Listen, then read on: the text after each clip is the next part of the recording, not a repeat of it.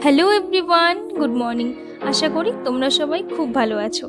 আজকে সকাল থেকে বৃষ্টি হচ্ছিল আর তার মধ্যেই সবজির দাদাও চলে এসেছে। আর আজকে মায়ের সাথে আমিও গিয়েছিলাম সবজির ওখানে।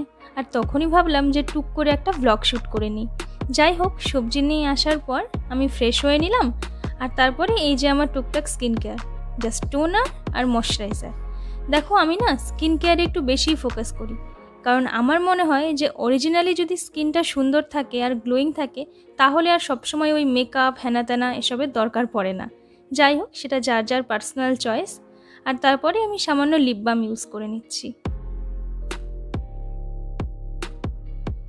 তবে হ্যাঁ, মনটা যদি সুন্দর হয় না, তাহলে এমনি সবাইকে সুন্দর লাগে, কারণ ইন্টারনাল বিউটিটা সবথেকে বেশি ইম্পর্টেন্ট। আর এদিকে মার কিন্তু সকালবেলা এক রাউন্ড চা হয়ে গেছে করা। আর এটা হচ্ছে আমাদের বাড়িতে একটু কনস্ট্রাকশনের কাজ চলছে, তো সেখানকার যে মিস্ত্রির লোকেরা এসেছে তারা ওই লাল চাই খাবে, তাও কড়া করে, তো তাদের জন্যই মা চা বানালো। আর এদিকে আমার গ্রিন টি দেখতে পাচ্ছ, আমি গ্রিন টির সাথে সাথে দুধ চাটাও সমানে খেয়ে যাই। জানি এটা খুব বাজে অভ্যেস, বাট আমি কন্ট্রোলই করতে পারি না। আর তারপরে এই যে আজকে ব্রেকফাস্টে মা বানিয়ে দিয়েছিল ডালিয়ার উপমা, আর ভীষণ ভালো হয়েছিল। আর এদিকে আমি প্র্যাকটিস করছিলাম গুড মর্নিং বলার জন্য। আর এদিকে মা আমাকে দেখে পাশ থেকে চলে এলো আমার সাথে কথা বলতে। তো মাকেও আমি একটু ফ্রেমে নিয়ে নিলাম, কারণ মা হচ্ছে আমার একদম এনার্জির সোর্স, একদম সূর্যের মতন। সূর্য যেমন সবসময় আমাদের এনার্জি দেয়, তো আমার লাইফে সেই এনার্জি সোর্স হচ্ছে আমার মা। আর তারপরে এখানে আমি ব্রেকফাস্ট করতে ব্যস্ত। আর আজকে মাকে বলেছিলাম যে সব রান্না কিন্তু আমি করব। তো দেখো, প্রথমেই না আমি শাকের ঝোল বানাচ্ছি। আর এই রান্নাটা না আমার কাছে ভীষণ স্পেশাল, কারণ এটা হচ্ছে প্রথম রান্না যেটা কিনা আমার মা আমাকে একদম হাতে ধরে শিখিয়েছে। আর এটা খেতে আমার ভীষণ ভালো লাগে। আর এই রেসিপিটা কিন্তু আমার দিদিমার থেকে আমার মা শিখেছিল। তো যাই হোক, তার জন্য এই কুমড়ো শাকটা ভালো করে সেদ্ধ করে নিয়েছিলাম। আর এদিকে বড়ি, আর আমার বড়ির অবস্থা দেখেই বুঝতে পারছো, একদম শেষ হয়ে গেছে। আর শাকের ঝোলে বড়ি না দিলে বাঙালি কিন্তু তোমার শাকের ঝোলকে শাকের ঝোল বলে মেনে নেবে না।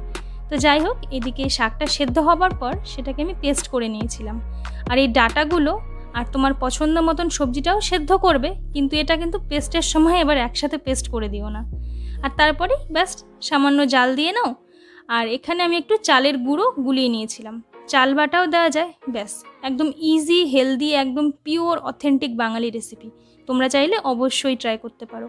আর হ্যাঁ, শাকটা কিন্তু দিয়েছিল আমার স্টুডেন্টের বাড়ি থেকে, মানে ওর ঠাকুমা আমাদের বাড়িতে এসে শাক দিয়ে গিয়েছিল, কারণ ওদের বাড়িতে প্রচুর কুমড়ো শাক এসব হয়েছে। আর এই শাকের ঝোলটা কিন্তু লাউ শাক দিয়েও বানানো যায়। সিরিয়াসলি বলছি, তোমরা রেসিপিটা একবার ট্রাই করে দেখতে পারো। আর এর সাথে আমি বানিয়েছিলাম একদম স্ট্রিট স্টাইল নিউট্রি, মানে ওই তোমার দিল্লি সাইডে যেমন বিক্রি হয় না তেমন। রেসিপিটা আমি ইন্টারনেট থেকে দেখে নিয়েছিলাম, সত্যি খেতে অসাধারণ হয়েছিল। আমাদের টিপিক্যাল সয়াবিন আলুর তরকারির থেকে অনেকটাই আলাদা। আর পার্টিকুলার এই সয়াবিনটাই আমার খেতে ভালো লাগে, নইলে অন্যান্যগুলো একদম ভালো লাগে না। আর এর সাথে আমি বানিয়েছিলাম আলুকে গুটকে। এটা কিন্তু উত্তরাখণ্ডের রেসিপি। আর এর মধ্যে স্পেশালি জাখিয়া বলে একটা মশলা দেওয়া হয়, যেটা আমার মাসি আমাকে উত্তরাখণ্ড থেকে এনে দিয়েছিল। তো যাই হোক, এই ছিল আমার আজকের লাঞ্চ। আর তারপরে একটা ভিডিও শ্যুট করা ছিল এই ফেস ওয়াশগুলো নিয়ে, তো এটার ফুল ভিডিওটা আমার চ্যানেলে চলে এসছে, তোমরা চাইলে দেখতে পারো। আর দেখো, এগুলো হচ্ছে সেই দোপাটির বীজ যেটা মাদার্স ডের দিন লাগিয়েছিলাম। গাছগুলো সুন্দর বেরিয়েছে, একটু বড় হলে এগুলোকে বুনে দেবো আর সুন্দর ফুল ফুটবে। এইভাবেই আমার সারাটা দিন পার হয়ে গেল। আর আকাশে দেখো এত মেঘ, রাতে বৃষ্টিও হয়েছিল। সবাই খুব ভালো থেকো, বাই।